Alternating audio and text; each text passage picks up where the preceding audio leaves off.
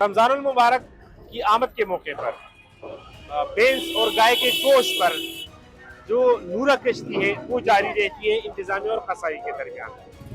इंतजामिया जो रेट्स मुकर्रर करते हैं उस पर अमल दरामद नहीं होता और कसाई का कहना है कि जो मवेशी है वो महंगे होते हैं, तो इसलिए गोश्त महंगा फरोख्त कर रहे हैं। इंतजामिया की जानिब से जब कार्रवाई होती है तो कसाई की जानिब से एहतजाज होता है। ये सिलसिला इसी तरह जारी रहता है। इस वक्त भी जो कसाई है उन्होंने एहतजाज किया है और इंतजामिया के खिलाफ शदीद नाराबाजी करके जो इंतजामिया की जानिब से एक्शन लिए जाते हैं उसकी शदीद अल्फाज में मजम्मत की है।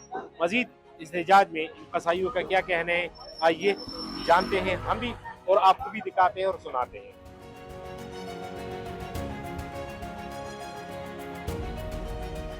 यहाँ पे इन्होंने अशियाई खुर्दनोश में ये जो अपनी दुकानदारी शुरू की है, मैं इसको दुकानदारी लफ्ज़ बहुत माजरत के साथ कहूँगा, लेकिन है दुकानदारी। क्योंकि अभी हमारे एक कसाई भाई ने मुझे कहा है कि ढक्की नालबंदी में जब इनका ग्रुप पहुँचा है तो वहाँ पे कसाई को कहा कि मुझे पता है कि आप गोश्त अच्छा बेच रहे हो, आपको वारे में नहीं आ रहा, लेकिन मुझे एक बंदा दो। यार ये इंसाफ है? आपको किस लिए बंदा दूँ जब आपको पता भी है कि ये गोश्त महंगा पड़ रहा है और हमारा रेट कम है? तो आप क्या करना चाह रहे हैं? हमें तो समझ नहीं आ रही। जिन्होंने 900 के बोर्ड लगाए हैं तो अरे आपने उनसे पूछा है?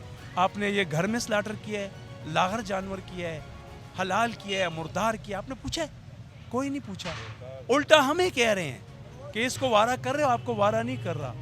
तो अल्लाह ने आपको आंखें दी है, समझ दी है, बूझ दिया। आप उनसे पूछें कि यार आप स्लाटर हाउस का पर्चा बताएं कि आप 900 पे आपको जब वारा कर रहे हैं, आप हमें तो मिसगाइड नहीं कर रहे, तो आप उनको अप्रिशिएट कर रहे हैं और जो अच्छी क्वालिटी बेच रहे हैं तो आप उनको पकड़ रहे हैं। तो मुझे तो समझ नहीं आ रही कि गवर्नमेंट की क्या पॉलिसी है।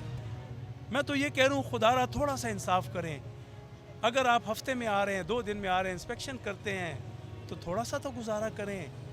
तो 7 बंदों को उठा के आप जेल भेज देते हैं, फिर आपकी मिन्नतें जारी है, जेल भी काट लेते हैं, फिर आके आप उनको 20-20 हज़ार रुपये, 10-10 हज़ार रुपये, 15-15 हज़ार रुपये, 50-50 हज़ार रुपये। हमने पिटीशन हाई कोर्ट में दायर की है तो मजाक के लिए तो नहीं किया, अपने राइट्स के लिए किया है। हम चाहते हैं कि उस तरफ से हमें कुछ राइट्स मिले, जो इनको भी इंस्ट्रक्शन मिले ताकि ये भी फॉलो करें और हम भी फॉलो करें।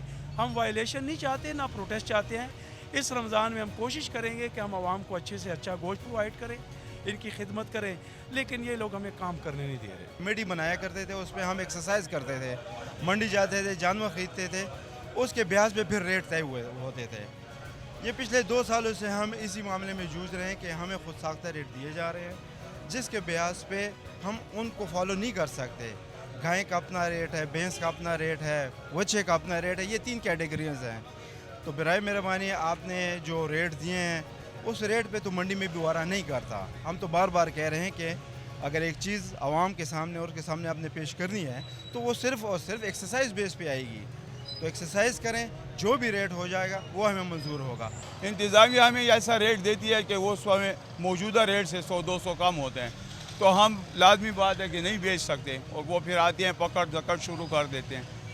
तो हम तो कहते हैं कि इंतज़ामिया भी हमारे साथ बैठ कर बात करें कि किस रेट पर हमने बेचना है गोश्त, क्योंकि वो कहते हैं 950 पे गाय का भैंस का गोश्त बेचो, तो 950 पे कहाँ से हम लाएँ? एक 1100 पे घर में पड़ता है, माल मंडियों में महंगा है। हमने तो कहा है कि आप हमारे साथ एक्सरसाइज करें, माल मंडी लें, मंडी आएँ, उधर जानवर हलाल करें, उनको हिसाब लगाएं, आपको पता लग जाएगा कि महंगा है कि सस्ता है।